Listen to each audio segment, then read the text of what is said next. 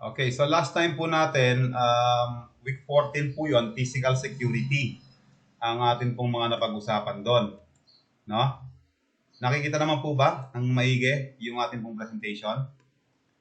Yes po. Okay po, sige po.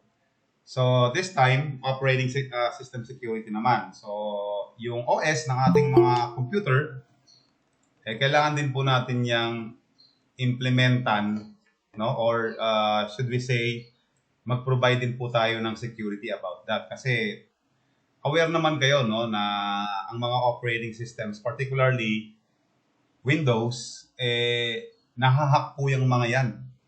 Okay? And most of the time, rather, vulnerable sila sa mga atake. This is the reason kung bakit, pag halimbawa, naglabas sila ng bagong version ng kanilang OS. Say, for example, Windows 11, ang daming mga crack files agad na nagkalat sa internet. So, meaning, meron pong mga user, eventually, bumili ng software, tapos in-upload nila yan sa net so that other users can download the file and install them into their own computers. And aside from that, it has been proven na yung integrity ng Windows operating system, medyo vulnerable po talaga siya.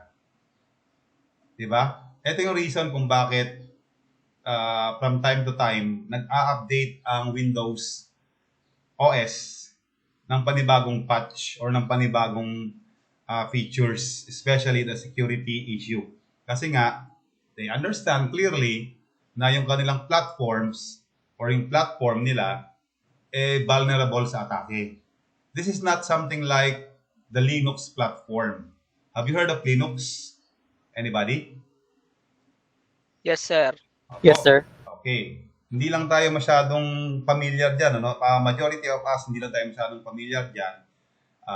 Yung ilan-ilan lang po sa atin ang medyo familiar kasi understandable naman yan. No? It's not because we are not aware of that kind of platform doesn't mean na hindi na tayo pwedeng malaman yan. Hindi naman sa ganun. Ang academically, software kasi na itinuturo, no, sa mga college students, Windows, doon kasi tayo nasanay eh. So, siguro, i-prepare na rin ninyo yung sarili na by the time na mag-work kayo sa isang company, you might be experiencing working on a Linux platform. Marami po kasi niyan. No? Marami po talagang gumagamit ng mga kumpanya na Linux po ang kanilang platform. Linux is the counterpart of Windows. Yan talaga ang mortal enemy nila. Kasi bakit? Windows will develop an operating system na maganda. Wala naman talaga tayong tanggi dyan. We cannot deny that the Windows OS, maganda po talaga siya. User-friendly, no? Madaling gamitin. But the problem is, may bayad yan. Diba? Nothing is free in Microsoft. Lahat po ng kanilang softwares may bayad po. In contrast with the Linux operating system, that every operating system developed under Linux, libre po yan. Downloadable po siya. But for a certain degree. No? Kasi may mga premiums po ang Linux na kailangan mong bayaran. But yes, you can download the software. You can download the operating system for free. I cannot just guarantee kung lahat, no, ng features ng kanila pong software na yan, ibinibigay nila ng libre. Kaya nga, like what I have mentioned kanina, may mga premium siya na kailangan mong bayaran. Pero itong mga premiums na ito, this is not a day-to-day basis na gagamitin mo eh. Itong mga premiums na binabanggit ko, most of the time, ginagamit ito ng mga corporation. Diba? But if you're only using Linux for your own personal use, you don't need those premium. Okay na sa'yo yung libreng OS nila. Okay? Now, ito po yung function ng operating system. Allows different users to access different resources in a shared way. Yung resources po na binabanggit dyan is yung resources ng inyo pong computer. Nothing else.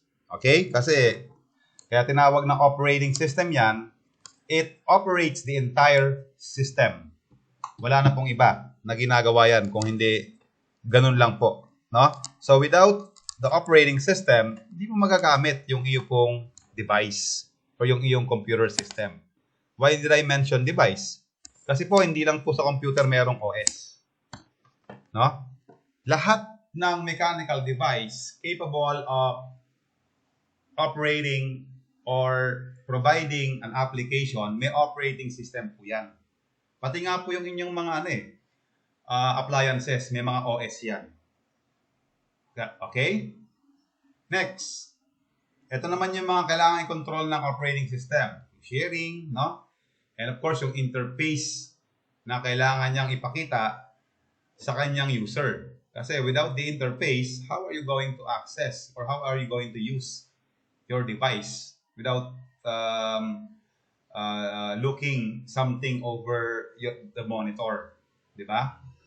As I remember, class, I had mentioned before na way back in the middle of 1970s, no, nung nagkaroon ng revolution in the computer industry, of course, yung Apple Corporation, nag-develop yan ng computer.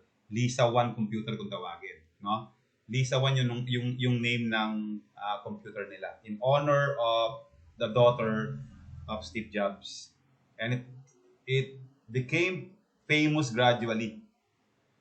Siyempre, hindi lang po Apple ang nagde-develop, no, ng mga ng mga computer na ito. Meron ding kumalaban na kumpanya. Yun yung IBM company or the International Business Machine. This company is still located in Silicon Valley, California. Ang Apple is nag-transfer na po sila ng ibang location. I forgot where the exact location is now. No? Pero nasa California pa rin. Ang problema noon, class, ng IBM is marami silang pinroduce or manufacture ng mga computers. The main problem is walang operating system na magpapagana ng kanilang mga device. They want to battle, they want to compete with the Apple's Lisa 1 computer, no? Kasi mas mura ang kanilang mga computer. Imagine, during the 1970s, yung isang Lisa computer, nagkakahalaga ng mga $6,000 yun. Magkano yun nung araw na yun? Malaki na po yun. No? And then, IBM Computers offers less than $3,000 during that time. So, siyempre, people would acquire or wanted to buy a much cheaper device na pareho lang naman ang purpose, pareho lang naman ang function. Yun nga lang ang naging problema ng IBM. Walang operating system na magpapatakbo ng kanilang mga computer. Doon pumasok si Bill Gates along with his disk operating system or the DOS. No? Siyempre, yung DOS na yan, ang environment niya, ano lang yan, hindi katulad ng mga OS ngayon na masyadong colorful, no? Masyadong talagang lifelike kung tawagin. Ibig sabihin, parang kung ano na nakikita mo sa isang actual environment, yun na yung nakikita mo sa monitor mo. Anong araw, hindi ganun ang environment ng mga operating system. Black yung background, tapos white lang yung text. That's the only thing na makikita mo. Those are the only objects na makikita mo. Ngayon po talagang lifelike na. There's a reason kung bakit Windows ang tawag dyan sa operating system na yan. Kasi ang katwiran dyan ni Bill Gates, what can you see every time you open your window?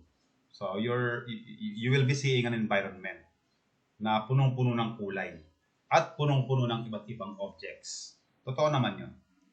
Okay? Another thing. Ayan. May history pa dito.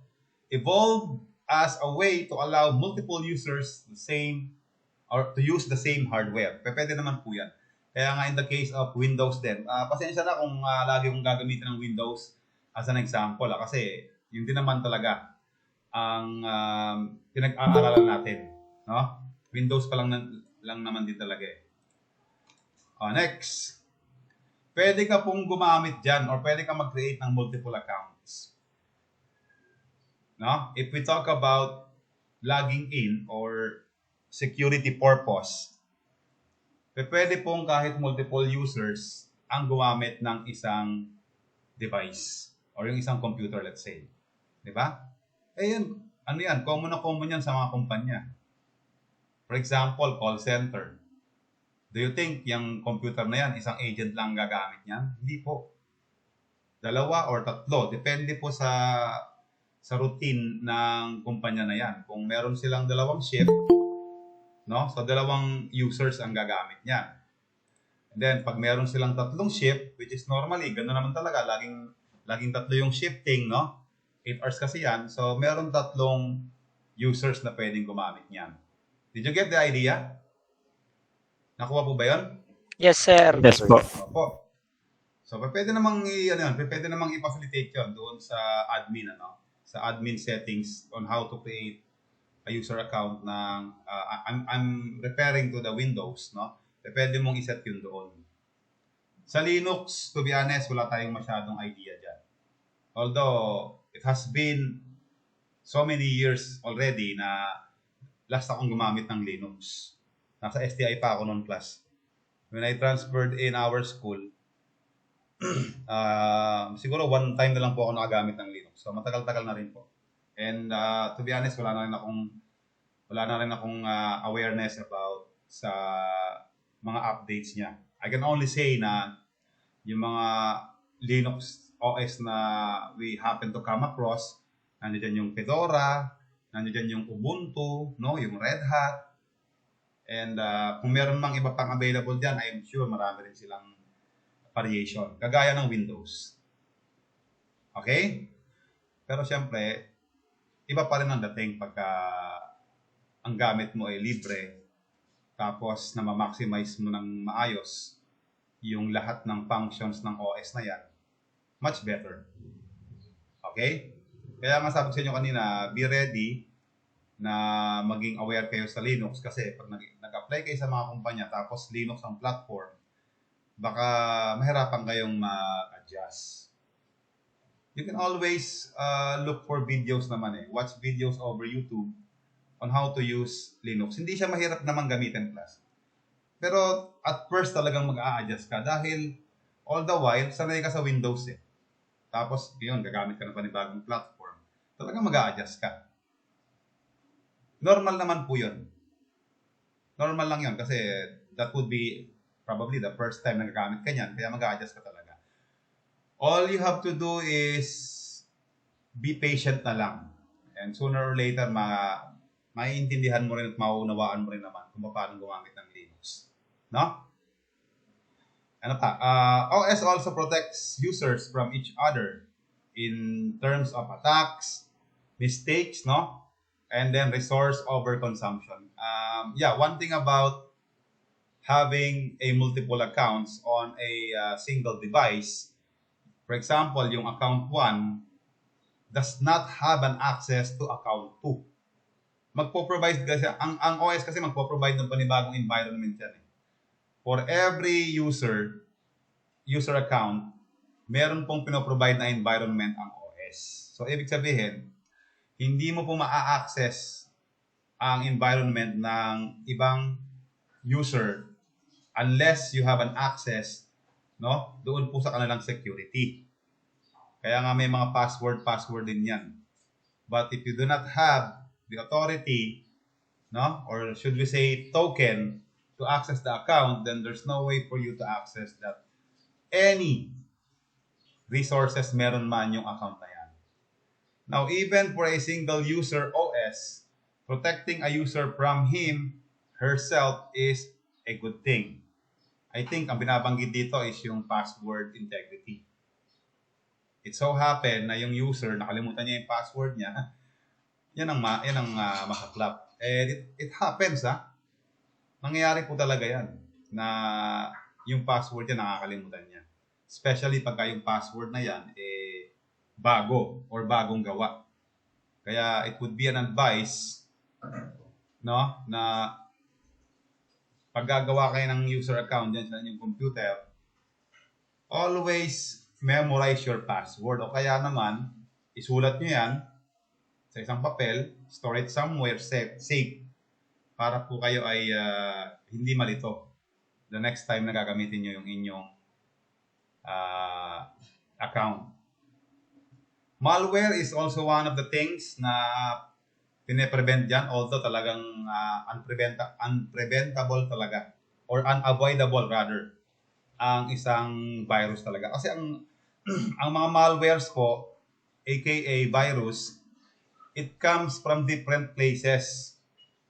Pwedeng galing yan sa isang storage device, USB for example, no? Okay, external hard disk.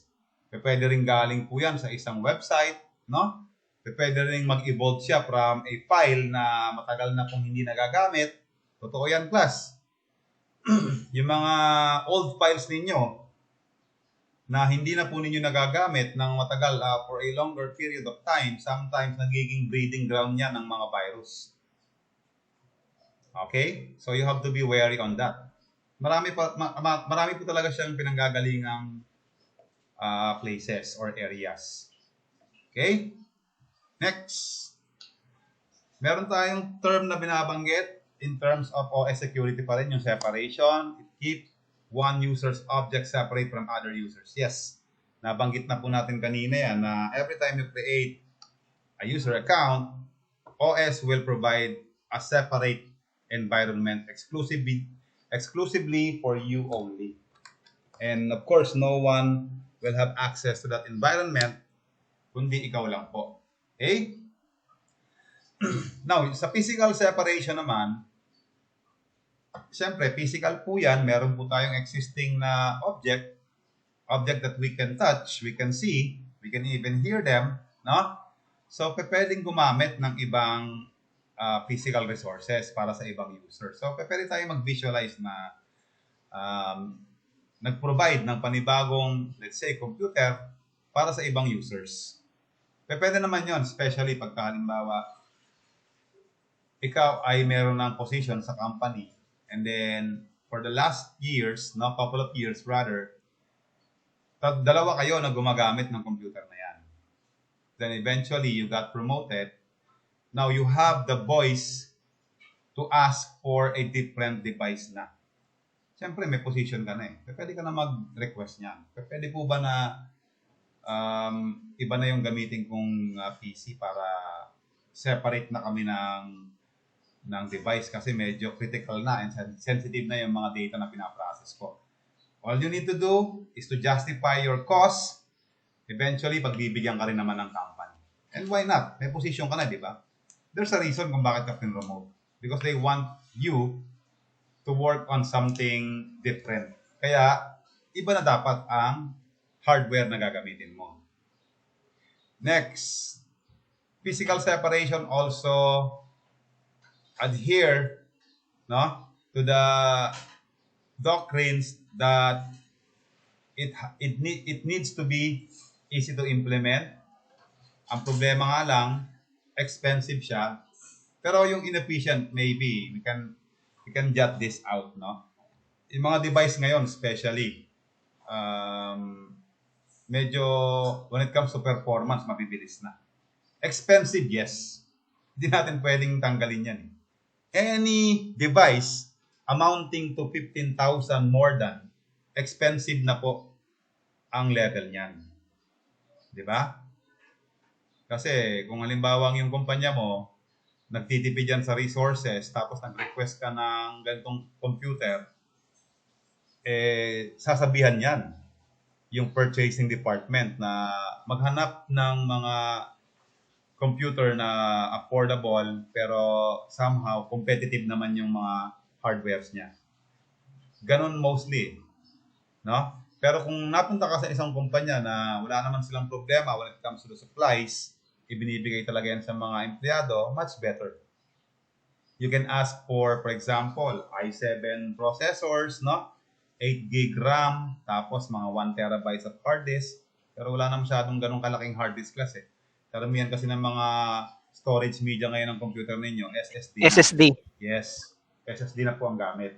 And yung SSD, if I'm not mistaken, hindi lang ako masyadong updated, pero I think the maximum size na available ngayon sa market, I'm not sure kung meron ng 1 terabyte, Pero the last time I heard, 512 gig lang po ang pinakamataas niya. Meron na ba? Yes, sir.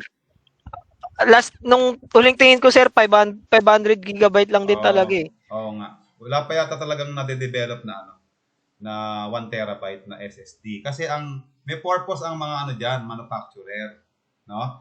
They want you guys to use a cloud-based type of storage na po. Kumbaga, yung SSD na nasa inyong mga computer, parang backup something na lang pong ganun. Karamihan talaga ngayon puro mga cloud-based na.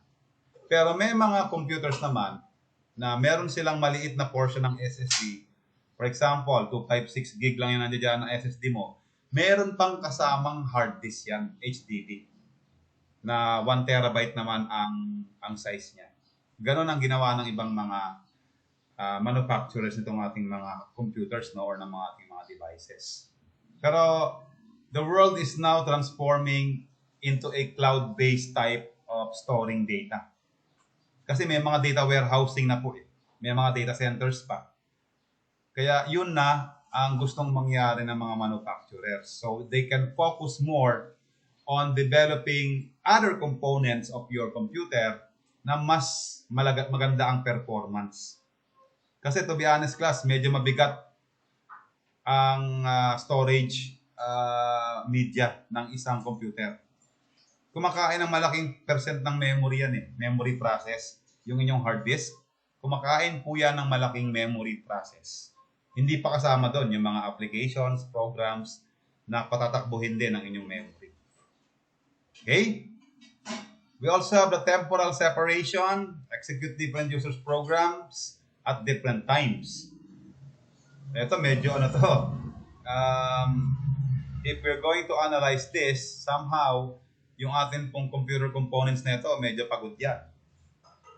Although different times yan, pero siyempre, each user accounts na meron po sa inyong computer, lahat yan dinadaanan nung nag-iisang memory ng inyong pong computer. Regardless of the size of the memory ng inyong computer, lahat ng user accounts na injected dyan sa inyong pong device, dinadaanan niya po yan. You can just imagine the work ng inyong pong memory, no? Kaya I'm not sure kung nakakarinig kayo na yung mga previous computers ng araw, no?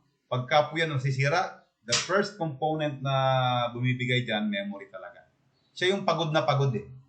Siya yung parang pinaka-working horse ng atin pong computer. And some of the memory cards nung araw, umuusok po yan or nasusunog yan. Kasi process sila ng process. They are prone to overheating. Okay? Although lahat naman ng components ng ating computer, they work at the same time, pero not like the workload ng isang memory na talagang sobrang bigat. Logical separation, it gives user the impression that no other users exist.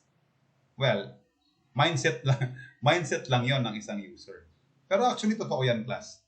Kasi, ang isang device, isang user lang naman ang pwedeng gumamit in that particular time. Hindi naman pwedeng gamitin yan dalawang user. Diba?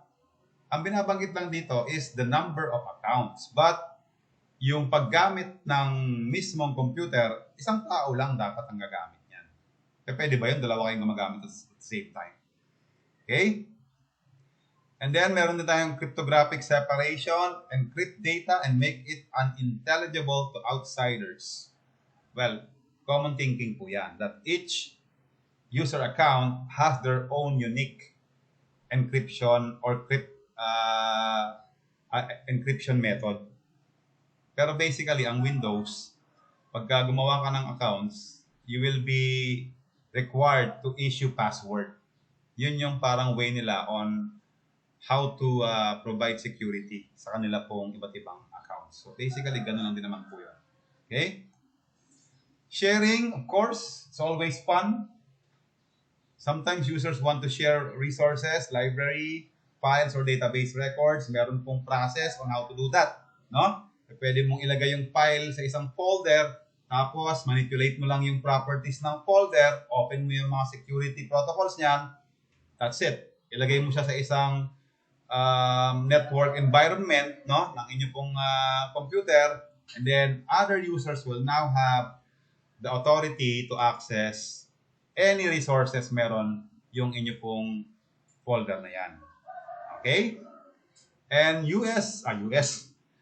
OS should allow flexible sharing, not all or nothing. So flexible sharing po, meaning hindi naman lahat, no, ng resources meron yung isang account can be accessed by another account. But if in case mangailangan yung ibang users ng ganitong klaseng data because kailangan nila yan sa kanilang work, dapat flexible po or dapat ipoprovide po ng ibang user yung data na yun. Eh, nakalagay naman dyan, no? Which files or records, no? Which part of a file or a record. So, kailangan po, kung ano yung kailangan ng ibang users, eventually, kailangan kasi yung file na yan for their work, ipoprovide yan ng ibang users. And then, which other users? Can other users share objects further? Ito rin yung kailangan nating i-project, no? Kailangan available po yan as long as the data or the files are necessary. Pero kung personal files yan, tapos sasabihin ng iba na kailangan nilang i-access, that's a big no-no. Personal file na yan eh. Hindi na po kasama dyan ang work-related. And then, ito yung binabanggit ko. What users are permitted? So, although, yes, we need to be flexible, we need to be cooperative, and collaborated with other users, but there are things or data or information na hindi po sila allowed doon. Anyway, hindi naman na kailangan yon sa kanilang pong work. Okay? Next, meron pong layers ang ating pong OS security. And each layer of code, kailangan po yung ma-measures in place to provide appropriate security services. And each layer is vulnerable to attack from below. Doon pa lang kay physical hardware, vulnerable na po yan from attack. Now, doon kay physical hardware, baka iniisip ninyo, sir, paano aatakihin yan? Physical hardware yan. I'm not sure kung nakapag-discuss na tayo na, yeah, I think so. Sa week 2, yung try to recall week 2 during our midterm. Isa sa mga nabanggit natin dyan, yung mga physical attacks sa atin pong hardware, kasama po dyan yung maling paglagay ng mga computer sa isang lugar. Na kung saan, for example, yung empleyado, nasasagi niya yung computer mo. Di ba? Prone yan na masira, no? O kaya, somehow, mabasag yung monitor. Remember that? Yung ating week 2 po yan. Not to mention yung mga natural disasters pa. Like for example, flood. No? And then yung mga man-made disasters like fire. Tapos yung another natural disasters like earthquakes. So, prone sa attack yung ating pong physical hardware. O kaya naman, in-access ng ibang users. So, these are just some of the attacks na pwede nating i-consider na mangyayari sa atin pong mga hardwares. And then, ito pa, another layer, yung OS kernel. Yung operating system kernel is the core, no? Kumbaga sa isang ilog class, siya yung parang pinaka-bottom, siya yung pinaka-rock bottom. Diba? So, before you reach that, marami kang munang prosesong pagdadaanan. And if in case na yan po ay ma-penetrate ninuman without proper authorization, compromise na ang OS natin yan. Kasi bakit? Pagka po yan ay pag yung area yan ay napuntahan na ng attackers, the attackers will now have access to all the programs, files, and application meron po yung atin pong computer. It's like controlling the computer all at once. Tapos, yung mismong rightful owner, hindi niya na ma-access or magagamit yung computer na yan because it is now being kidnapped or it is now being controlled by other users. Okay? So these things are actually happening, not just today, pero nangyari na rin po yan in the past. That's one of the reasons kung bakit may mga kumpanya sa US na ang nature ng kanilang kumpanya ay mag-develop ng security. And ito rin yung isa sa mga reasons kung bakit ito yung pangalan ng ating subject. Information, Technology, Security, and Management. No? We provide security or we understand security and then we have to manage how this security will be implemented. Yun po ang purpose ng ating subject or ng ating pong course. Ayan, meron pong isang issue rito last 2010, 13 years ago, yung DSD or the Australian Defence Signals Directorate lists the top 35 mitigation strategies. Yung mitigation strategies, yan po strategy on how to lessen, no, the impact of any attacks na pwedeng mangyari in our, not just in our own personal device, but pati na rin po sa network. No? Network infrastructure, network architecture ng isang corporation, including server. Okay? Over 70% of the targeted cyber intrusions investigated by DSD in 2009 could have been prevented. Dami namang nangyari sa Australian defense signals. No? Marami silang issue. So yan, class, yung mga time na yan, from 2010 up to 2015, napakadami pong mga security-related incidents na nangyari. No? Ngayon, medyo nalilese na siya. Hindi na siya ganun ka vulgar, hindi na ganun ka ingay, hindi kagaya ng araw. It's because ngayon kasi, marami na pong nade-develop na security.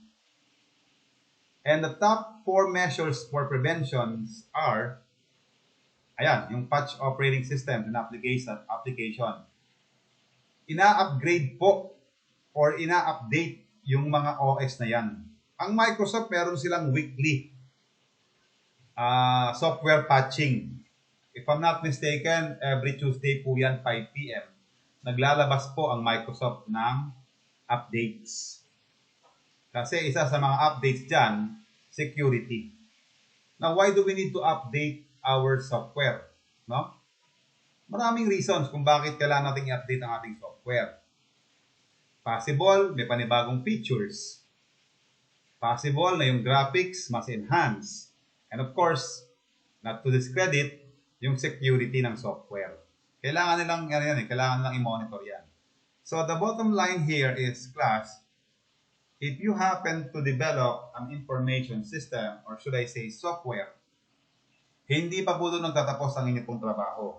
Kailangan nyong i-monitor yan, kailangan ninyong i-update yan. Dahil attacks can happen anytime. At kung hindi ready ang software mo for this kind of attacks or for this kind of malicious intentions, your software can be compromised. Malala pa kung yan sisirain pa ng mga attackers, which eventually happened in the past. Di ba? Try to watch the video on YouTube, yung yung Microsoft nag-demo sila. Nag-demo ang Microsoft ng kanilang bagong operating system, yung Windows 98 nila. No? Dinemo nila yun. They were so proud of that operating system because according to them, it will revolutionize, no, the way people use their computer. They put so much prospects on that particular OS. And then when they try to demo it live on national TV, nag-crash po yung kanilang operating system. Which is nakakaya yun on the part of Microsoft, no? Kasi only to find out during investigation, someone infiltrated Windows 98 operating system. Naglagay ng bug dun sa Windows na yon. Kaya nung dinemo yon on that time, nag-crash po siya. No? Nag-crash po yung OS na yan on that particular day. Nag-blue screen siya. So hindi mo na magagamit talaga yung OS mo if that happens, no? Patch third-party applications, of course, yung mga softwares natin dyan sa ating mga computers, kailangan din natin i-update yan from time to time so we can avail and get or enjoy new features ng mga software na yan na dinevelop ng ibang vendors.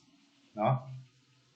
Next, ito pa ang isa sa mga measures nila for prevention. Restrict admin privileges to users who need them. So, ang users kasi, meron ding capability to act as an admin of that device. So, nililimitahan po. Okay? Nililimitahan. Especially pagka maraming gumagamit ng computers. Maraming users in one particular computer, kailangan talagang i-limit. Alright? And then whitelist approved applications. So, kailangan pong pag-aralan yung mga applications na ilalagay mo dyan. Is it really necessary? Do we really need this? So, technically, aalamin mo ang background ng mga softwares na ipapasok mo dyan sa iyong computer. Okay?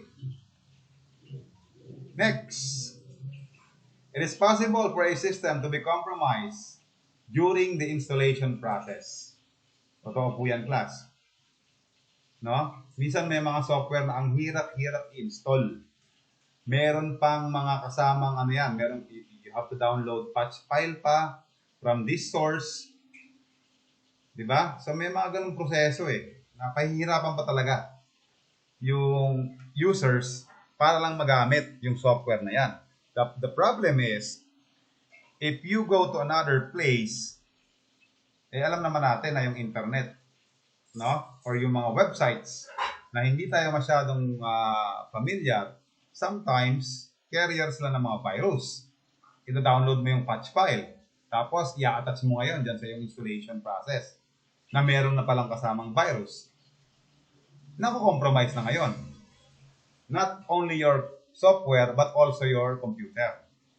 Okay? Now, before it can install the latest patches, building and deploying a system should be a planned process designed to counter this threat. So, siguro pwede munang pag-aralan yan. Yung software na yan. Proven na ba siya? Marami na bang users na gumagamit sa kanya? What are their feedbacks? What can they say about this software? Diba? Para magkaroon ka ng peace of mind. Na okay, ginamit na rin pala ng iba to, wala namang problema, okay naman daw. So that's the time that you finally decide to integrate the software into your computer. And the process must assess risk and plan the system deployment. Dapat yan. Diba? Ito medyo iba yung binibigay na information dito kasi may deployment. Siguro, huwag muna natin isipin na information system yan. Kasi ang isang software naman talaga, by the time you install it, and then gagamitin mo na siya, yun na yung parang pinaka-deployment stage niya. Yung the first time na gagamitin mo siya, that would be the deployment stage. Secure the underlying OS and then the key application. So technically, pag meron daw po tayong iba pang related operating system, no, na pwede nating magamit, no, for a backup reason, pwede natin i-consider yon. But then, majority kasi talaga, ang gamit talaga is Windows. Although payable siya, hindi po siya libre, but majority of the users still prefer to use Windows. No? And most of the companies talaga, requirement nila Windows OS. For example, I'll give you an example. Di ba, mag-a-apply ka ng work. Tapos ang work mo work from home. Tingnan mo yung mga requirements nila on how you can process your application. One of the requirements would be your computer should have a valid Windows operating system. Have you encountered that? Naka-witness na ba kayo ng ganong sistema? Yes, sir. Sa ano, sir? Sa school. What do you mean? Di ba, sir, bawal po gumamit doon sa school ng ano? Hindi, Yes. hindi legit, di ba? Apo, totoo naman po yun. Kasi, syempre, tayo under tayo ng munisipyo klase. This is just my information. Bawal po talaga yung mga crack software. Kasi nasa munisipyo tayo. Ano yun? Tayo yung nag-i-implement ng batas, tapos tayo pa yung lalabag sa batas. Bawal po yun. Lalong-lalo na nung nabubuhay si Mayor Nene. I'm not saying na na yung ngayon parang careless na sila. I did not say that. Pero this is just based on my experience, no. Nung kay Mayor Nene talaga, in one of our graduations, na-mention niya na lahat ng mga ginagamit natin dumadaan yan sa masusing proseso. Lahat na, sabi niya, pati yung mga softwares na kailangan ng inyong mga computers, yan po ay pine-purchase natin. That's according to the late Mayor Nene Aguilar. Okay? Kaya we can assure na yung mga software na ginagamit natin, legit po yung mga yan. No? Okay? That's according to the information. Okay, next. Ensure that any critical content secured po yan. Siguro naman, by now, may idea na tayo on how we provide security or securities sa atin pong mga devices, no? Unang-una dyan, ang kailangan mo, discipline. Diba, napagkita natin yan. The first thing that you need to do is to discipline yourself. Avoid going to websites na hindi common, no? Yung medyo delikadong websites, kasi talagang for sure, may mga viruses kang makukuha dyan. Yung mga download mo ng mga files, medyo ingat-ingat ka rin dyan. Kasi yung source niyan, baka mamaya hindi mo alam. Meron din kasamang virus. Okay? Ensure appropriate network protection mechanisms. Dapat ginagamit daw po yan. Ito naman concern na po ito ng isang network admin. Diba? May mga protocols kasi silang ini-implement. Totoo po yan. And ikaw, as being part of the network, you have to comply with all the policies na kailangan po nilang i-implement. Otherwise, magkakaroon ng misunderstanding between the network admin and the users po ng mga computers. Diba? Kumbaga, sasabihin sa'yo ng admin paano ko naman mape-perform yung trabaho ko ng maayos kung ayaw mong sumunod? Okay? And of course, there will be consequences on that particular notion. Okay? Siyempre, yung network admin, magre-report yan sa kanyang supervisor. And then the supervisor will report to the immediate boss. So things are getting rowdy na. Just because of one incident na hindi ka sumunod sa policies ng network admin. So again, babalik tayo ron. It all narrows down into one particular saying na we need to discipline ourselves talaga. First and foremost, tayo ay empleyado at hindi natin pag-aari yung computer na yan. Ibinigay yan sa ating welfare for us to work, no? And produce output. Dahil yun naman talaga ang reason kung bakit tayo nandiyan sa kumpanyang yan. We have to provide outputs para po sa ating kumpanya. Ensure appropriate processes are used to maintain security. Do I need to elaborate this?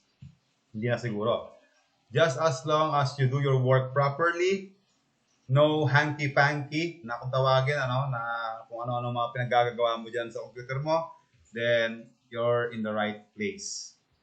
And as long as you know that you're working hard and properly, there's nothing to be afraid of. And there's nothing to be, nothing to worry about. Okay?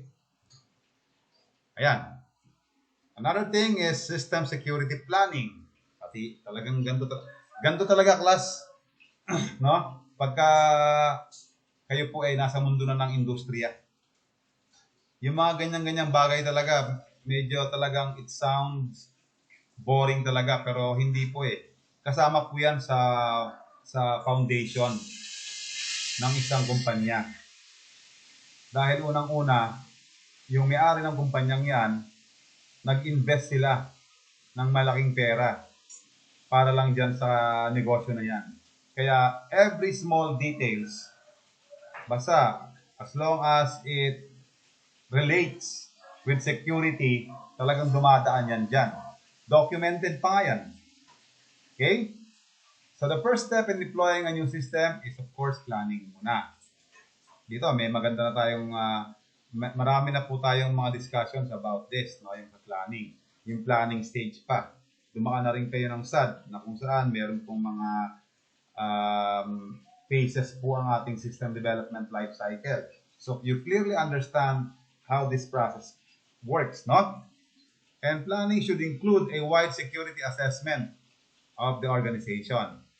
Ito, masarap sana i-discuss to eh. Pero it would be better kung ma-experience ito sa mismong kumpanyang pag-aanuhan nyo na, pagtatrabahuhan nyo na.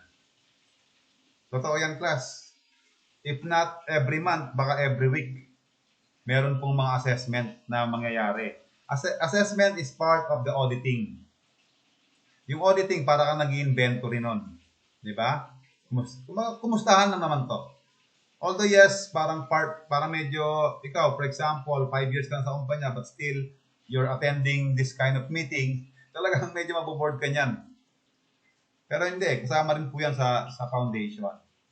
Ano lang naman yung class mostly? Formality lang, no? Kumustahan? O, kumusta yung PC mo? May na-encounter ka na bang abnormalities dyan? Do you need to upgrade your computer? Blah, blah, blah. Kumusta yung system? Is it still working properly? Nakakapag-process pa rin ba siya ng maayos? O baka may mga data na hindi niya nakayang i-process. So basically, ganun lang naman po yung mga usapan dyan. Okay? Ayan o. Its aim is to maximize security while minimizing costs. Tama naman yan. Kasi, for example, ikaw yung may-ari ng kumpanya. Siyempre, ang gusto mo, pag bumili ka ng mga supplies, magagamit naman yan ng mga ilang taon bago palitan ng bago. Tama? Ganun dapat, di ba? Yes po. Opo, dapat ganun talaga dapat para masulit. Kasi class, mahal po ang mga computers ha. Hindi po yan tag 10,000 lang. E paano kung sa kumpanya mo meron kang, let's say, 80 numbers of employees and each and every one of these employee kailangan mong bigyan ng computer. Magkano isang computer ngayon, class? 30, 35, 40, 50? Oh, multiply that by 80. Not to mention yung mga devices na kailangan pang bilhin para sa network. Diba? Millions. We're talking about millions here. Kaya ikaw, as an owner of that company, ang gusto mong mangyari, sana magamit man lang yan kahit mga 5 years. That's the minimum number of years na ipapagamit mo siya. After 5 years, purchase ng panibago, tapos yung mga luma mo, ibenta mo. Diba? Pwede mong ipabid yan. Siyempre, of course, 5 years na yan, medyo mababa na yan. For example, yung computer, nung binili yan, 45,000. After 5 years, nasa 15,000 na lang ang presyo niyan. Baka wala pa. Siguro pwede pa, mga 15,000. Kasi ako, nung may binili akong, last time kong bumili ng computer class, para sa online class natin, 11 years old na yung computer. Nabili ko siya 7.5. Okay? And siyempre, pag ganong katanda na yung computers mo, expect mo na yung performance niya, hindi na po nasa full level. Medyo mahina na yung memory, medyo mabagal na yung, medyo may lag na siya. Pero siyempre, kailangan natin yan, kaya no choice but to purchase. So, ganun po yan. Ikaw, as a businessman, ganun dapat ang mindset lagi. Na walang problema, mag-i-invest ako, but I need to see na kumikita yung aking investment and then tumatagal yung aking investment. Hindi yung after 2 years bibili ka na naman ng supply. Lugi ka na yan. Ang pagbi-business, hindi ako magaling mag-business, pero the way I see it, the moment you invest, dapat kumita ka na ng 5 times or more before you invest again. Okay? Dapat ganun yung sistema para business yan eh. Ang main purpose niyan is to earn money. Not to show different expenses na lugi ka na. To the point na pati yung bonds or yung parang ipon mo ron sa bangko na apektuhan na. That is a bad business. So, dapat pagka ganun na nangyayari, mag-decide ka na do I need to still continue the business or do I need to change direction? Diba? If it costs you so much money, siguro it's time to decide kung anong gagawin mo. And planning process needs to determine security requirements. Kasi ina-apply po yan for the system, of course, pati na rin sa applications, data, and sa users. Security requirements. So lahat po ng mga entities niyan, system, applications, data, pati users, meron pong security requirements yan. Okay? For whatever requirements meron yan, as long as it possess security, yun po ang mahalaga. Okay? And then the plan needs to identify appropriate personnel and training to install and manage the system. You don't need to worry about this. Kung ikaw ay isang graphic designer, programmer, no? Analyst ka, system analyst ka, QA ka, hindi mo na poproblemahin to. Let the network admin worry this. Kasi sila naman talaga ang may concern dyan. Now, patibayan natin yung OS. First step in securing a system is to secure the base operating system. Possible niyan yung kernel or yung shell, no? Na binabanggit diyan. Ito na yung parang pinaka-components, no, ng operating system natin. NIST basic steps. So una, install and patch the operating system. Common na po yan. Diba? The moment you install the OS, update mo na kagad yan automatically. Ito yung lagi yung tandaan. Huwag kayong ma-excite kagad na kailangan mo talaga itong OS na to, kaya in-install mo na kagad, tapos ginamit mo na kagad. Update nyo muna. Kasi malay mo, may panibagong updates. Di mas maganda. Diba? Mas enhance ang performance ng OS mo kaysa dun sa ina-expect mong performance niya. Harden and configure the OS to adequately address the identified security na kailangan po ng system. Yung configuration ng OS class, medyo mabigat yan. Again, this is a job for a network admin. But if you are curious enough on how to configure the OS, mas maganda. Pero kailangan mong alamin yung step-by-step procedures dahil pag nagkamali ka ng steps, it might compromise naman, no? The configuration ng iyong OS. Tapos yung mga performance niyan medyo hindi mo nagugustuhan. Dahil mali ang configuration mo. Kaya you need to identify the steps by steps procedure ng pag-i-install at pag-configure niyan. Install and configure additional security controls tulad ng antivirus, firewalls, and IDS, which are common type of security measures if we talk about security controls. Common na common yan. Test the security of the basic OS to ensure that the steps taken adequately address its security needs. So how are you going to test that? Marami namang ways in doing that. Diba? For example, magsisave ka ng isang file na medyo hindi common. Magsisave ka ng isang file na hindi common.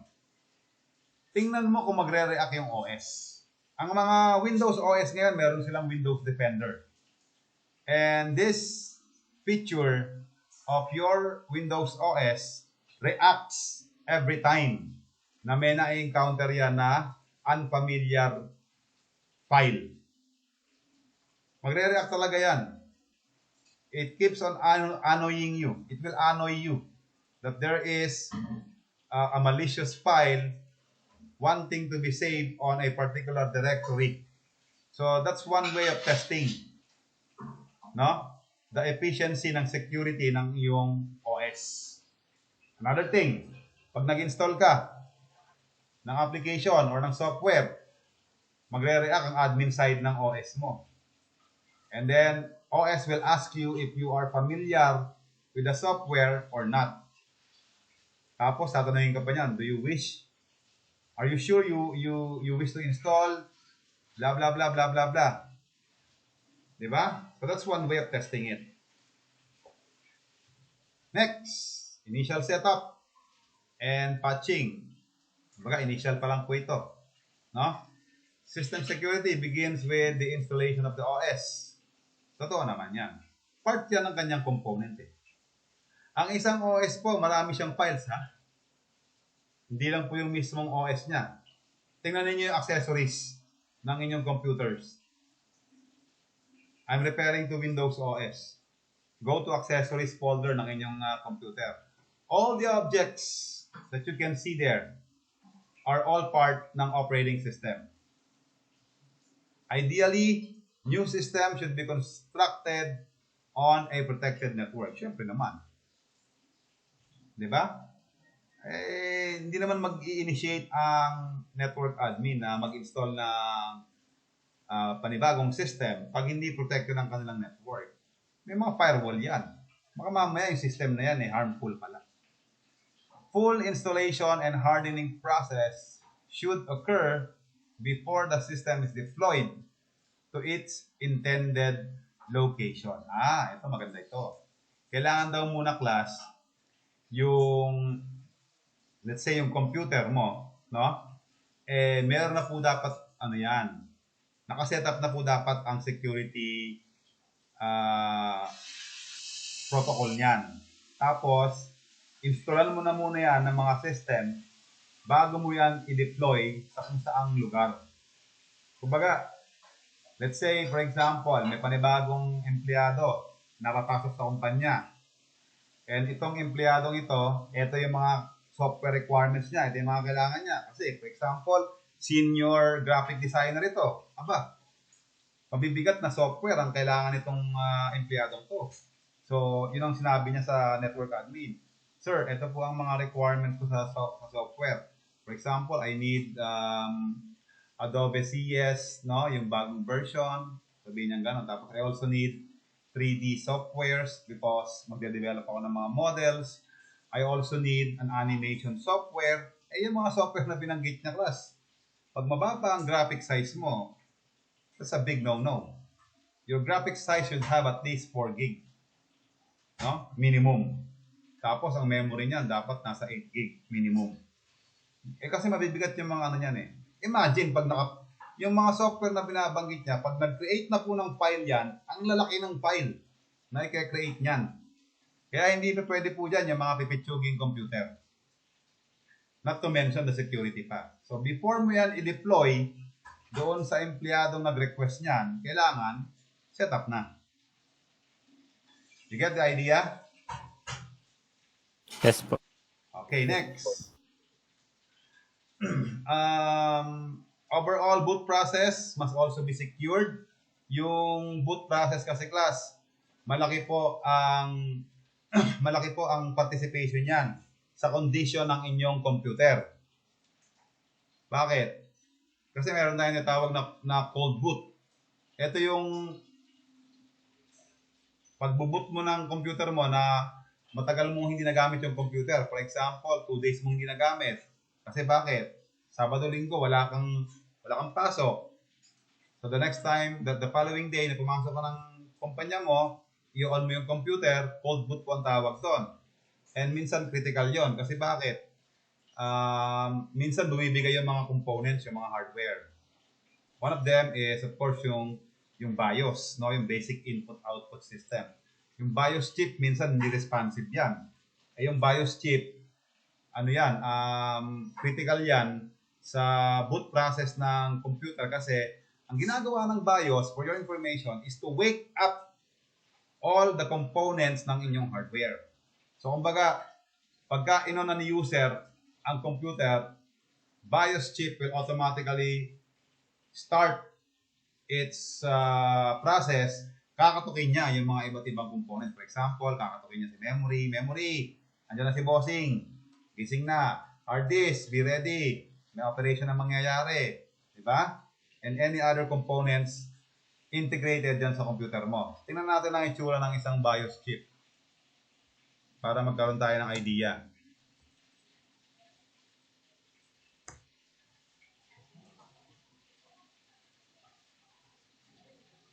Ayan. Oh, you seeing this? Ayan, oh. AMI BIOS. Nakita niyo po ba to? Yes. Ayan. Pinex is also one of the common manufacturer ng mga BIOS, no? Mga BIOS chips. Ayan, BIOS, Basic Input-Output System. Lahat po ng computer meron pong BIOS. Alright? So, yan yung mga example. O, di ba? Napakaliit lang po niyan. Napakaliit lang po ng component na yan na nasa motherboard ng inyong computer. Minsan nagkakamali ng tingin ng mga ibang ano dyan. Akala nila yan po ay isang capacitor. Hindi po. No?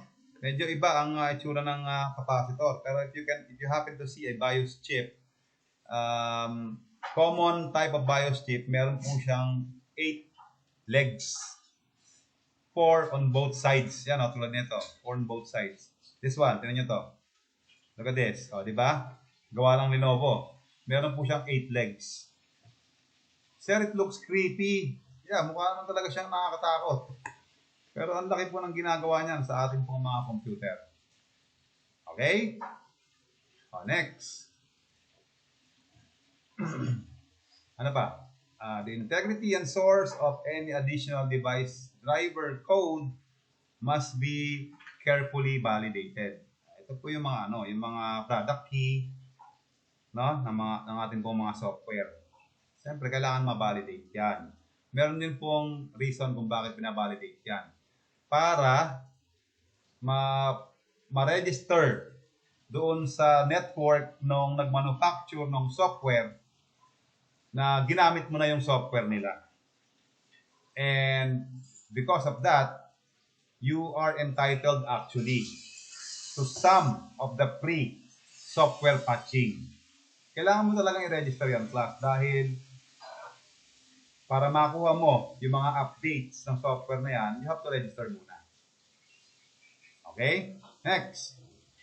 Critical that the system be kept up to date with all critical security-related patches installed. Common naman po yan. Update, no? Patch all the softwares.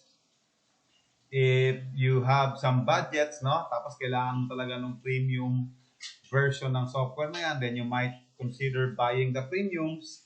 Mostly naman ang mga software, pag nag-update yan at merong premium na ino-offer yan, ang amount niya nasa mga $24 up to $30 yung premium niyan. Garapata daw, sabi ni Alexis. Okay, next. Ito pa. Pag hindi po kailangan yung software, in short, tanggalin po yan. Okay? Pag hindi nyo po kailangan yung updates na yan, yung software na yan, tanggalin po yan. Dahil tandaan po ninyo, lahat po ng mga applications na nasa inyong computer, kumakain po yan ng memory process. Diba? Same thing with your cellphone. You're always complaining kung bakit ang bagal-bagal na. Diba? Pagka, halimbawa, naglalaro ka ng online games, pag clash ng mga heroes, nag-lag. Before you complain about the application, ask yourself muna, bakit ba bumabagal yung device ko? Ano ang mga causes? You have to learn how to troubleshoot. Do not give judgment right away without, identifying the cause kung bakit naglalag yung iyong device. Possible niya na baka yung storage mo punong-puno na. Diba? Tapos may mga application ka na hindi mo naman ginagamit pero somehow ayaw mo tanggalin, kumakain nga ng memory process yan. Tapos yung cellphone mo, 3 gig, 4 gig lang ang memory niyan. Sandamakmak yung application mo dyan. What do you think will happen? Babagal at babagal talaga yan. You have to let go of those applications na hindi mo na ginagamit and focus on an application or applications that you badly needed the most. Something that you can benefit from. Do not store application na matagal mo nang hindi ginagamit, di ba? Kasi talagang kumakain ng memory process yan. And again, do I need to tell this for the nth time? Na yung mga pictures ninyo na ayaw ninyong i-let go, upload ninyo yan sa Google Drive. Para by the time that you can afford to purchase a much high performance type of device, you can always download the pictures. Paano sir kung break na?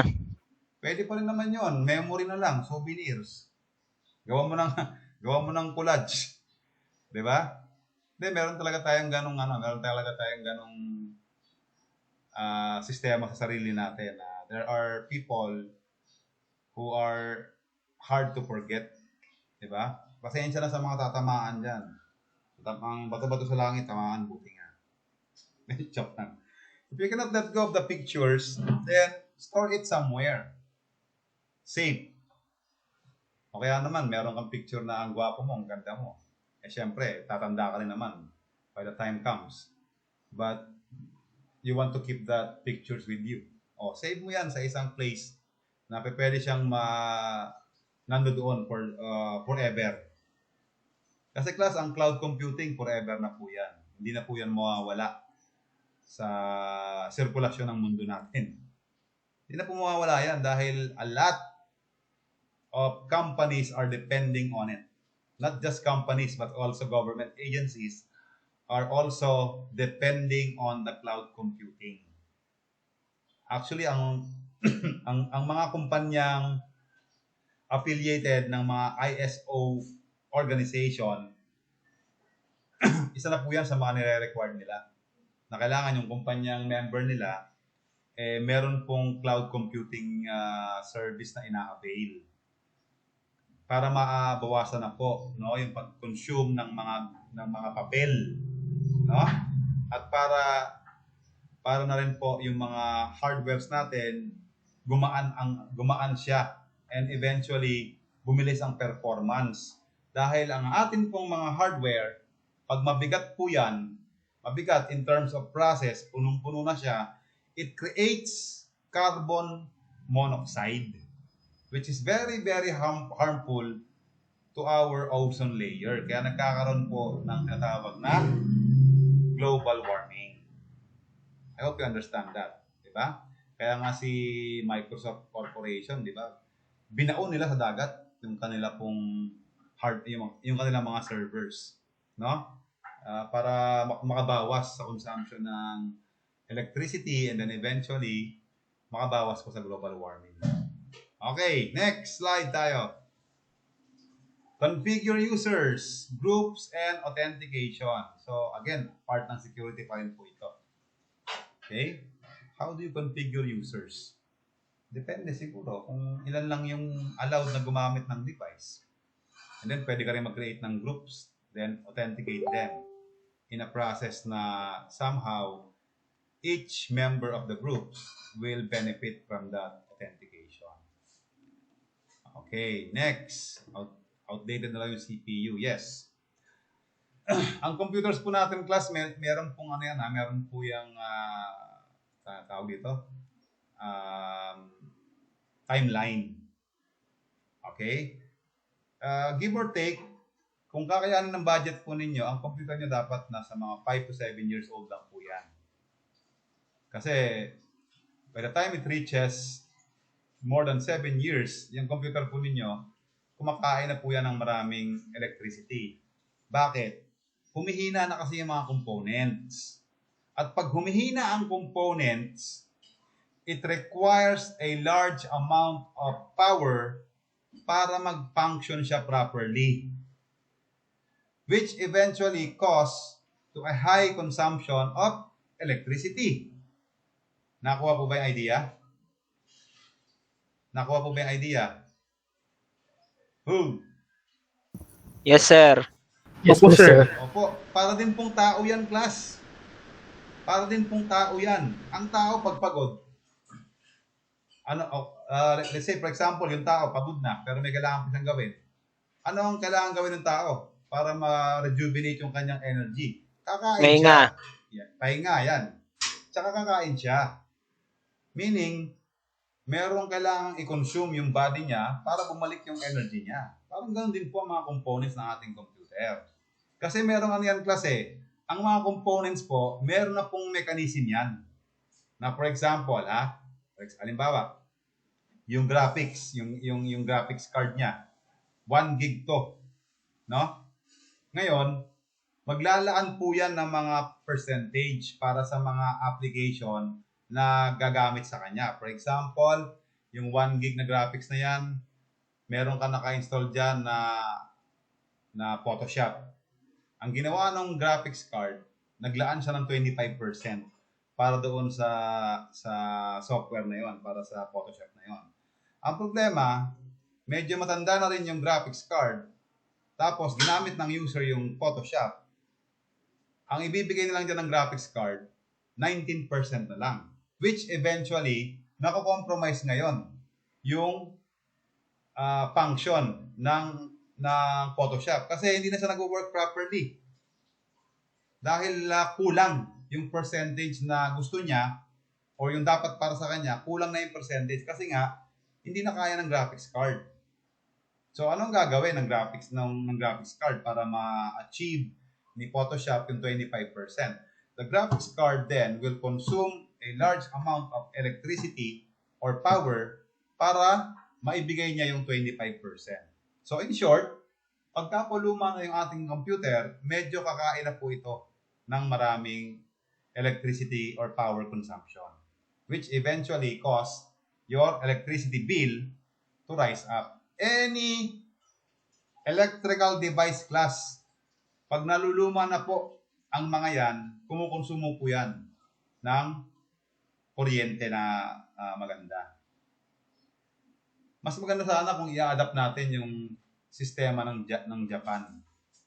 Sa Japan po, ang mga appliances doon, for example, yung kanila pong mga refrigerator, pag nagamit na nila yan ng 2 years, tinatapon na nila yan. Kasi alam nila na pagka naluluma na yung kanilang appliances, kumukonsumo na ng malaking kuryente. Yung iba, sir, binibenta pa dito eh. Nagiging surplus. Yan. Good observation, Matt. Yung mga nakikita po ninyo mga Japan surplus na yan, galing po sa kanila yan na dinidispose na po ng mga household doon.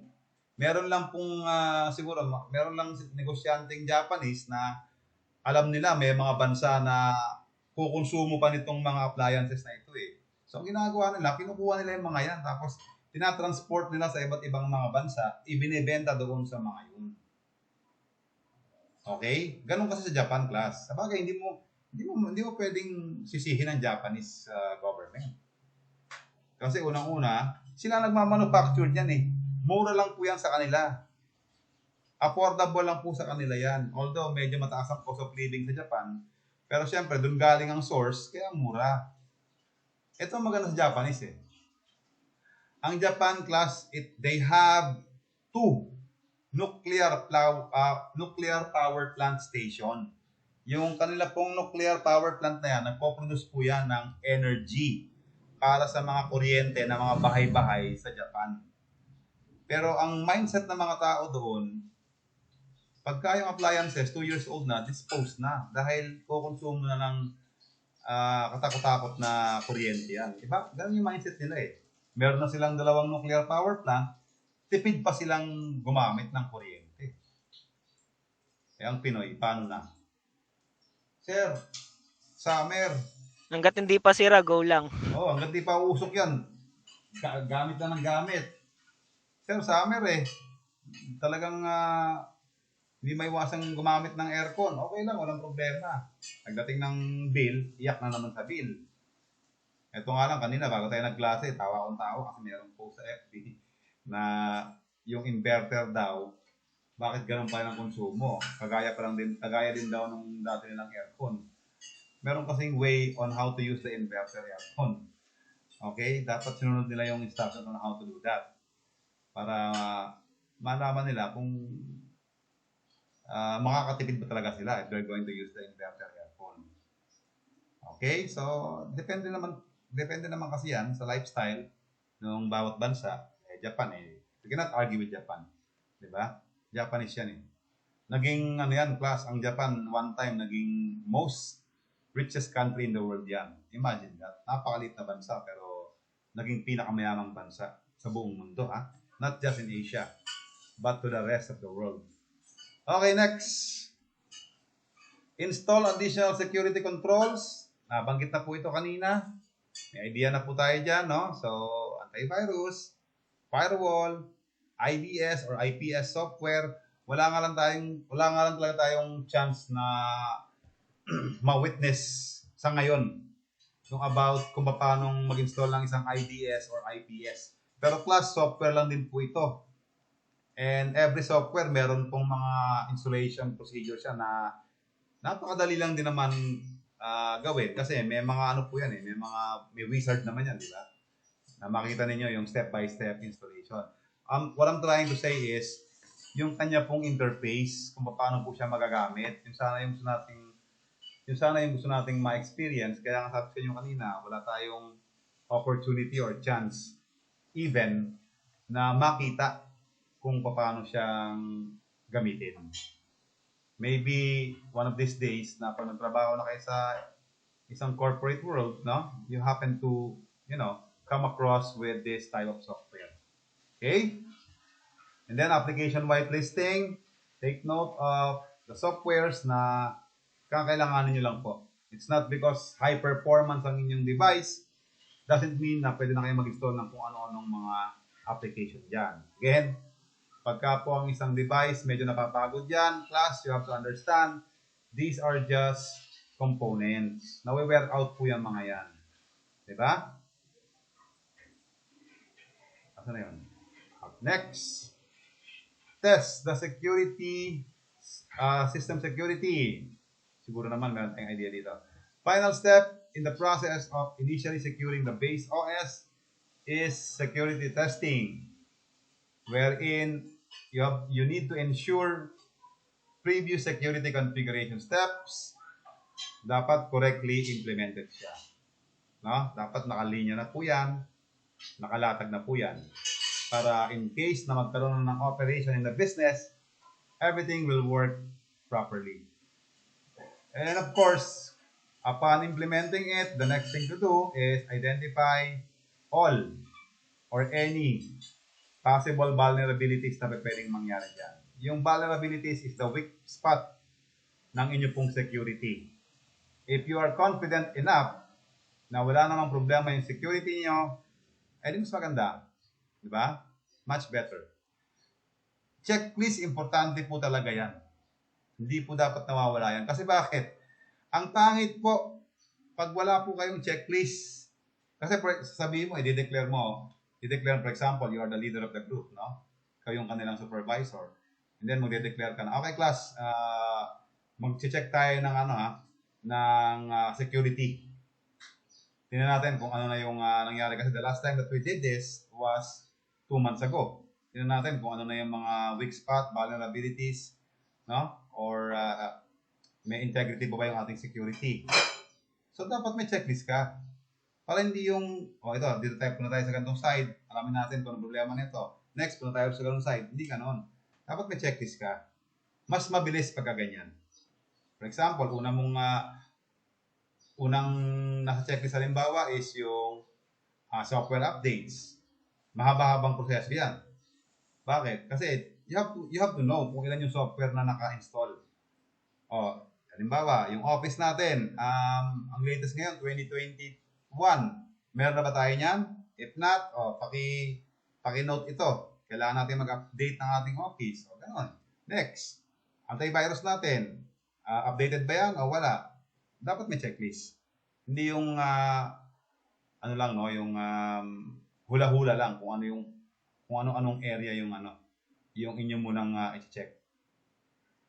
And there are programs specifically designed to review a system to ensure that a system meets the basic security requirements. Tama naman yan. Kasi may mga software na baka sobrang laki niyan, hindi naman kayang patakbuhin ng inyong hardware. O sayang lang yung inyong software. Scan for known vulnerabilities and poor configuration practices. So update mo yung mga configuration na nandiyan dyan. It's all about clicking and turning on and off, no? Yung mga buttons sa configuration, issue ng panibagong password, no? Ganun lang naman, gateway, panibagong gateway name, para lang ma-ensure talaga yung security.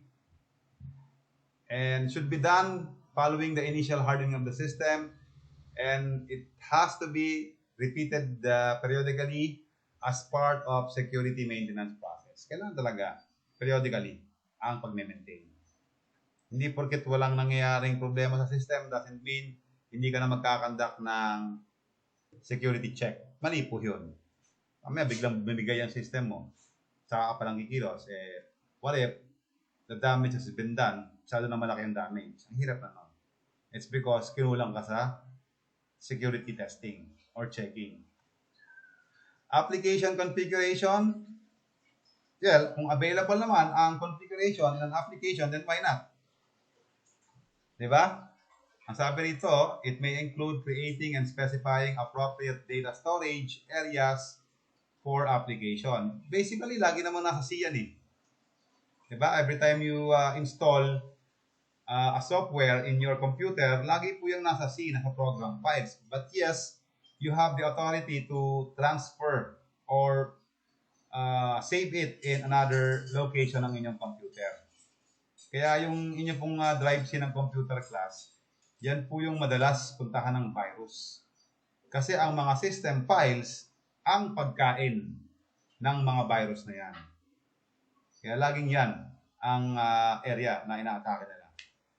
And then make some changes to the application or service default configuration details. Hindi naman siguro ganun importante ito, but if the need arises to change, then why not? Yung configuration details, baguhin mo. Some applications or services may include, of course, data na yung lagi natin ginagamit na data, the scripts, para sa mga web application po ito, yung mga scripts, no? And then, of course, user account, kasama rin po yan. Particular concern with remotely access services, yan, such as web and file transfer services, importante po yan. Kailangan may integration talaga ng security dyan. Kasi every time na magkakaroon ng file transferring, prone po sa attack ang transmission na yan. Risk from this form of attack is reduced by ensuring that most of the files can only be read by the server. Ay, ito yung maganda. Server-based po ang mga data. And pag sinabi natin server-based, only those users who has access, user login details, no, can have access to that data. No one else. Unless merong inside job na ibibigay yung access protocol sa ibang tao, yan ang isa sa mga panibagang usapin. Okay? Ang attacks para sir, hindi lang nangyayari sa sa outside, hindi sa inside. Yes, of course. May mga ganun po talagang sistema. Madalas may nangyayaring ganun. Encryption technology, password, no? Key enabling technology that may be used to secure data both in transit and when stored. So, meron talaga tayong key enabling technology na ginagamit. Hindi lang po sa pagta-transfer ng data. Kahit doon na rin sa mismong nakastore siya. And it has to be configured because appropriate cryptographic key is created, signed, and should be secured.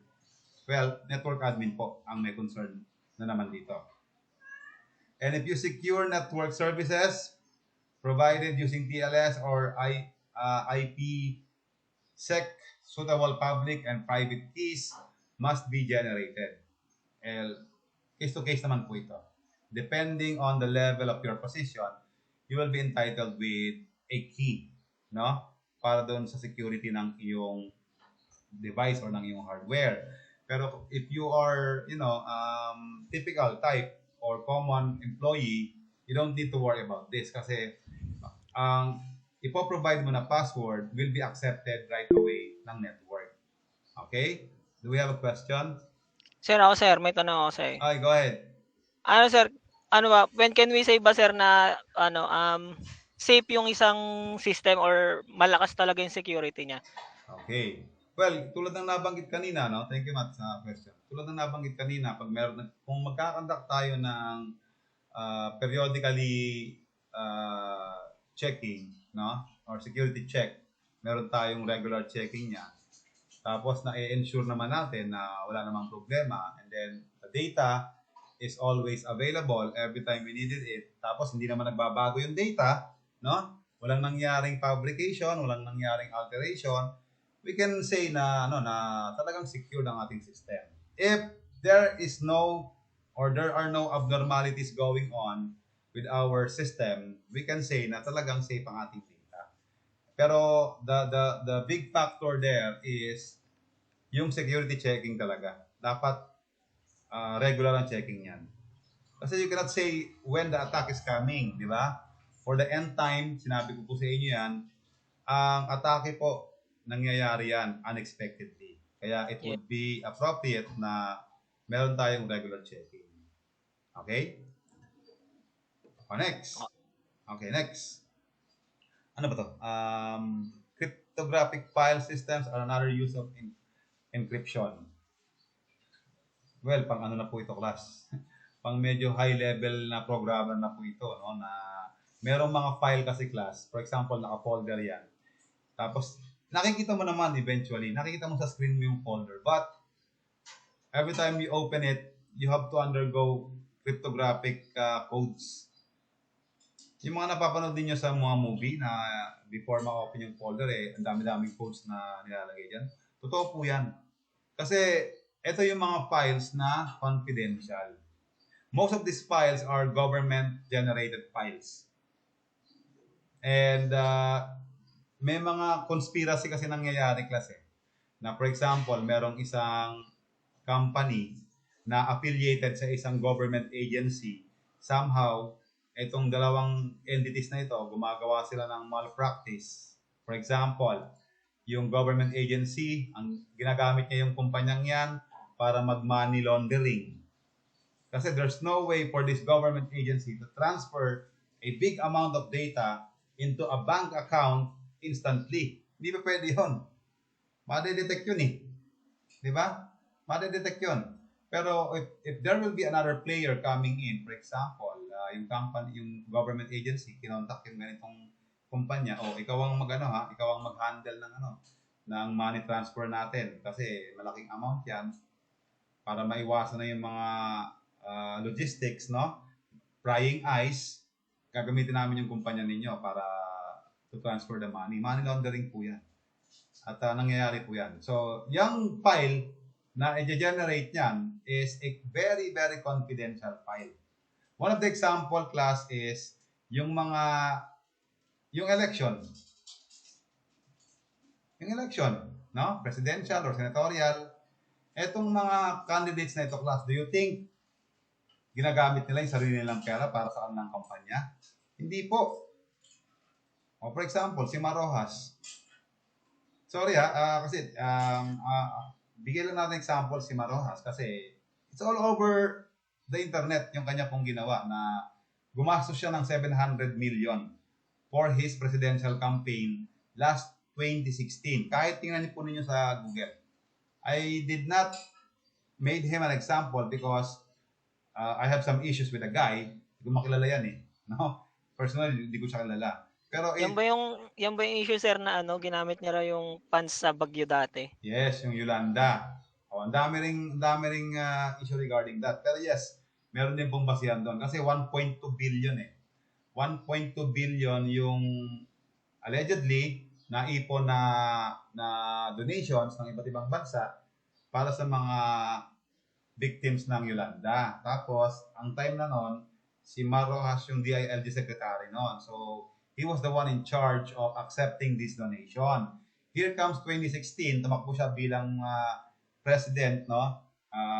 Battling against former President Duterte, and he uses a big amount of money for his presidential campaign. Eh ang COMELEC class, after the elections, nag-o-audit po yan ng mga ginastos ng mga tumakbong kandidato. Nalaman nila yung perang ginamit po ni Mar Rojas nagkakahalaga ng 700 million. The question is, saan kumuha si Mar Rojas ng ganon kalaking pera? Mar Rojas is not known to be a businessman. Although yes, political figure siya, mayaman siya, pero having that big amount of money for your presidential campaign, that's a big question. Okay? So, si COMELEC po, nag-audit yan, nalaman nila, ganun kalaki. Now, yung files na generate ng COMELEC na yan, it comes from different sources. Di ba? So, you might be saying na, Sir, marami kasing si Mar Rojas, marami po siyang kaalyado na nagpondo-pondo para po mapondohan ng kanyang campaign. Pero, okay, granted. Totoo naman yon. May mga kaalyado siya na nag-contribute. Pero imagine, 700 million, tatabo ng ganong kalaki ang contribution sa kanya. Do you think possible yan? Ha? Medyo sketchy. Oo, totoo yan. Something's smell fishy here. Kahit sabihin na natin na meron pong contributor si Mar Rojas na mga mayamang businessman. Let's say, mga 20 big-time businessman. O sige nga, hatiin mo yung 700 million na yan sa 20 mayaman na businessman. Di ba naaabot ng ganong kalaki class? Kasi parang napaka talaga di ba? Ang laking pera nung class. Tapos, ang kalaban niya is a probinsyano from Davao na gumamit lang ng 20 million lang yata. 22 million ang nagastos lang. Kasi ginamit. Tsaka pera niya yun, sir. Di ba businessman si Duterte? May mga business siya, yes. Tobacco business. Tapos, ginamit niya yung Facebook for his campaign, which proven to be effective. No? So, going back, yung mga ganyang klaseng transaction po, encrypted po talaga yan. Kasi, only those people who have the knowledge to encode cryptographic messages can open those folder or files. Di ba? Ganun katindi po yan. Hindi po tayo pwede pa sa larangan ng ganyan kasi talagang medyo kailangan pa nating mag-aral ng katakot-takot na proseso bago natin matutunan yung mga ganyang klaseng bagay. No?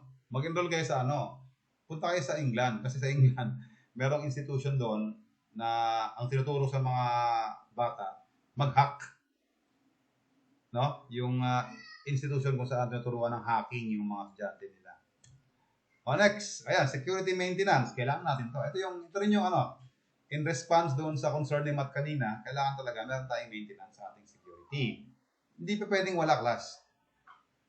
Hindi pa pwedeng porque wala nangyayari dyan, wala ka nang gagawin. Di ba? Pinapasahod ka ng kumpanya for you to monitor the status and the condition ng sistema ng kumpanya. Tapos, hindi mo pala ginagawa. May mga monitoring and logging yan. Yan, nakalagay monitoring and logging information.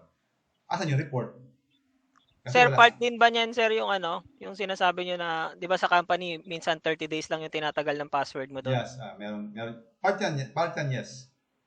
Ang password naman kasi, system generated yan. Ang participation dyan ng maintenance admin is to check kung nagwo-work pa rin yung protocol ng system generation ng password. Kasi baka mamaya, yung system na gumagawa ng password, hindi na pala nagpa-function properly. So, you have to report that. Kasi gagawa ng panibagong protocol. Kailangan kasing continuous ang generation ng password creation. Okay? Pero yung 30 days na yan, class, exclusive lang po yan sa mga may position sa kumpanya. Okay? Hindi yan po para sa ating mga ordinary empleyado. Pero yes, ina-advise tayong mag-update ng ating password. Pero hindi naman tayo required pa 30 days. Sa mga may, lang po yan, may mga posisyon na medyo mabigat-bigat, sila lang po nire-require niyan. Okay? O, next. Logging can only inform you about bad things that have already happened. Totoo yan, class. But just by looking at the log, nakikita mo yung timeline ng mga problems. And this will help you decide in formulating and creating another concepts of security measures. Makakatulong po sa iyo yan. Paano kung ikaw ay bago pa lang? Halimbawa, nag-resign, yung head network admin, ikaw yung pinalit. Eh, hindi mo alam yung sistema ng network infrastructure. Yeah, it's okay to ask question, pero nakakaya na lagi kang magtatanong sa mga colleagues mo, di ba? At tuloy ng bang head ka. So what are you going to do? You ask for the logs para malaman mo yung timeline ng problem at saka ng situation ng inyong network infrastructure. Diba? Ay, ang log naman na yan, proven yan. Kasi yan talaga yung nangyari. So, just by looking at it, you will determine na, ito pala yung mga nangyari before. Tapos, ito yung ginawang resolution. Ito yung ginawang remedy. Tapos, somehow, hindi naging effective. O, then mag-iisip ka. Diba? Nakalagay pa dito, in the event of a system breach or failure, administrator can more quickly identify what happened. Tama po yan, class. Kasi yung mga system breach na yan, somehow, may may similarity doon sa mga nangyari ng system breach in the past. So, pag nakita mong ganyan, tig mo na, nangyari to 3 years ago, ito yung aming ginawa dyan. Pwede pa rin ma-apply. Okay? Kaya importante po ang logs. Kaya you need to log all the reports na makikita mo dyan during checking. Okay? Okay, next. Ito pa isa. Data backup and archive. Archive po yan hindi po archive. May narinig ako one time na nag-present ang banggit dyan, archive. Archive po yan. Ito po isa rin sa mga tinatanong ko class during the defense. Especially capstone 2. No? Kasi I understand na meron po yung add, edit, delete, search buttons yung inyo pong system. Now, kung meron po yung delete, it would contradict yung search ninyo. Di ba? Common thinking po yan. Paano makakapag-search kung na-delete na yung data? So, hindi po dinidelete ang data, class. Yan po ay ina-archive. Inilalagay po yan sa isang repository for futures use or for futures reference. Same thing, for example, sa eskwelahan. Kayo, gagraduate kayo eventually. Tapos, for example, after 5 years, bumalik kayo ng school kasi kailangan nyo ng transcript of records. Nag-apply kayo ng panibagong trabaho, no? So, babalik kayo ng school, hihingi kayo ng TOR ninyo. Ngayon, kung buburahin namin yung inyong data, makakahingi kayo ng TOR nyo? I don't think so. So, ina-archive po talaga yan. No? Para, for future reference. Backup is the process of making copies of data at regular intervals. Effective din po ito sa mga database sites. Pag sinabi pong database sites, ito po ay isang physical database server na meron po sa iba't ibang lokasyon. Not just in one location, but in any location possible na pwede mo siyang i-set up. Okay? For backup purpose. Paano kung halimbawa masunog yung isang location doon? Patay na. Lahat ng data wala na. Paano ang business? Diba? May purpose kung bakit kailangan talaga ng backup. Para if in case magkaroon ng unwanted scenario or incidents or events sa isang lokasyon, there are still so many locations that can still be facilitated and used to continue the business process. And then we also have the archive. Yung pagre-retain ng copies, nakalagay na. Pag sinabing retain, as is lang. Huwag mo itapon. Diyan lang siya. Over extended periods of time. Diba? Did you happen to know that the oldest archives located is inside the Vatican City? Ano doon sa kanila? yung mga records of time, di ba? It goes all the way back to the existence of Noah and yung kanya pong lolo na si Enoch. Nando doon, may record doon. Do they need to throw it? Do they need to burn it? Or discard it? No. Kasi mankind record po yan. They even have records of the existence of the dinosaurs 65 million years ago. What do you think? Kung tinapon yon ng mga nag-archive, hindi ko na tayong there has no recollections what happens in the past. Okay? Kaya dapat talaga ina-archive yan. Hindi po siya dinidelete. Sir, ano pang purpose ng delete, sir? Kung ina-archive yung data, any idea kung bakit meron pa ring delete button dyan sa inyong system? May idea po ba tayo? Kasi sir, sabi niyo Para malesen yung space, sir. may point To hide something. to Para matago na lang yung ibang hindi na kailangan files po, sir. Para sa akin po. okay. May point kayo pareho. Si Matt tsaka si Platino yata yun. Plus, minsan ang database po nagdodoble ng data. Ever heard of that? Hello? Yes, sir. Opo. You don't need 2 copies of the same data. You have to delete one of them. Yun ang purpose ng delete button. Kasi minsan talaga hindi maiwasan merong tatawag na bad database design na nadodoble yung record, which is actually not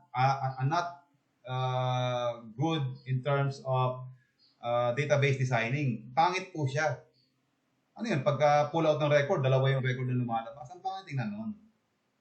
So, pagka halimbawang gano'n ang nangyari, kailangan mong you have to delete the data. Yun ang purpose ng delete buttons ng inyong system. Kung bakit meron pa rin kailangang delete button doon. Okay? Next.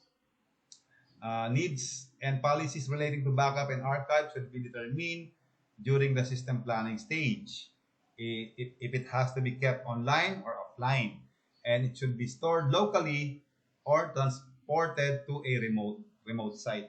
When it comes to transporting class ng mga data, hindi na po masyadong hindi na masyadong critical kasi nung araw syempre nung wala pa pong services ang internet, paano tinatransport ang data? Binabiyahe po yan literal. Ito pong mga data ito ay mga written, mga printed copy, no? Or printed copies na ibinabiyahe ng truck, ng mga vans papunta sa ibang lugar at sa ibang lugar. Ganon. Ngayon may internet na. Di ba? So, transfer na lang through, internet means. Pwede naman cloud computing. Actually, cloud computing is a very good example in transporting the data. Kasi bakit? For example, nasa Makati yung nag-upload ng data. In-upload niya sa cloud dahil meron silang cloud, siyempre company yan, Makati yan. Meron silang cloud service na in-avail. In-upload niya sa cloud. Tapos, in-inform niya yung Cebu. O Cebu branch, pwede na ninyong i-download yung data nasa cloud na. Ganon kabilis class ang sistema ngayon ng data transporting. Within a matter of seconds, nandun na kagad. Nung araw, hindi ganon. Siyempre, you cannot blame the situation before. Kasi wala pa namang internet, wala pa namang cloud services nung araw. Ngayon, ang bilis It's only a matter of seconds. You can transport the data from a place to another places. Okay? And then we also have the trade-offs include ease of implementation and cost versus greater security and robustness against different threats. I like the idea, no? Greater security and robustness against different threats. Pag sinabi pong robust, matigas, impenetrable. Tapos, dagdagan mo pa ng greater security. O talaga namang, it can withstand threats, no? Beyond your imagination. Kahit kumbaga sobrang yabang ng network admin, sasabihin niya sa mga attacker, sige, batuhin niyo ako ng threats. Tingnan natin kung kaya niyong tibagin yung aming security. Okay? So, maganda. If you're confident with that, talaga namang maaasahan yung service na ino-offer mo. Karamihan sa mga kumpanya, by the way, ang ginagawa nilang consultant kasi they cannot afford to hire an IT security professional Talagang medyo mahal class. Mahal talaga ang talent fee ng mga yan. Imagine, itong mga taong to, ang ginagawa lang is mag-analyze lang ng mga threats at mag-provide or magbigay ng suggestions kung ano yung security na pwedeng i-implement. Ang mahal-mahal ng talent fee ng mga yan. Di ba? Tapos pinaplano mo pang i-hire as an employee mo. Maganda ka ng mga 200,000 a month pasahod sa mga yan. Ganon sila kamahal class. They can only ask for a consultation. Ginagawa lang nilang consultant yung mga yan. So, if ever na meron, for example, merong issues arising na kailangan ng security upgrades, tatanungin lang nila yung mga yan. Ano po ba ang pwede ninyong solusyon dito sa aming situation ngayon? Tapos, they will have to pay a large amount of money because of that consultation. Sana ma-achieve natin yung ganong klaseng status. Pero yung mga yan, class, may mga edad na yung mga yan Karamihan ng mga consultants, mga 50 years old pataas. Sila yung mga seasoned, sila yung mga veteran professionals. Kaya ang mahal-mahal ng kanilang talent fee. Okay? Virtualization. Technology that provides an abstraction of the resources used by some software. So, ito'y parang mirror lang po. Mirror lang po ito. This does not exist physically. Wala po itong physical appearance. This can only be facilitated in a simulated environment. Tawag po dyan, virtual machine. Ang computer po natin, pwede po nating lagyan ng virtual machine yan. Totoo po yan. So it's like, in one computer, dalawang operating system ang pwede. Yes, we can do that. Okay? And take note, each and every operating system, iba ang representation ng environment. Benefits include better efficiency in the use of the physical system resources. Now, plus simulation lang po ito. Kung sakaling merong mangyayari na actual na utilization ng mga resources, dadaanin muna in a virtual simulation mode to prevent mistakes. Kasi pag nag-actual na kagad, tapos nangangapa pa sa gagawin, possible na yung data resource masayang. So, ang gagawin muna, simulate muna virtually para malaman na kagad yung mga flaws, yung mga ups and downs, para by the time na i-actual na, solid na, polished na siya. There's no room for errors, ika nga. And it provides support for multiple distinct operating systems, associated applications on one physical system. So, ma-maximize lang natin. I-utilize natin ng maayos ang paggamit ng mga application natin installed in our computer system, no? Ano ba rito? Application, virtualization, same thing lang din po. Pareho lang din po ng virtual machine exercises. Ganun lang din po ang ginagawa nito, no?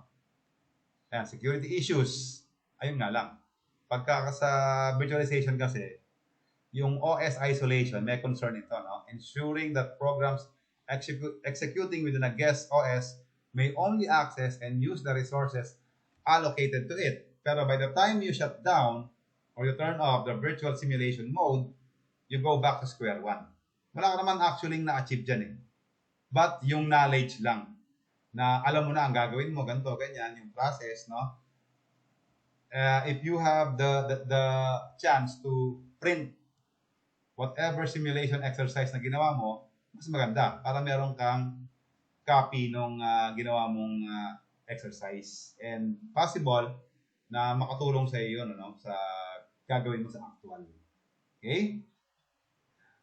Virtualized environment security, particularly image and snapshot management, which attackers may attempt to view or modify. So you will now have an idea kung ano-ano yung mga possible areas na pwedeng ma-atake ng mga possible attackers.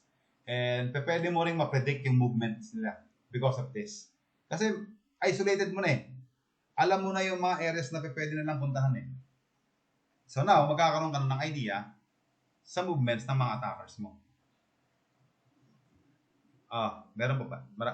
Tagal-tagal pa yata ito.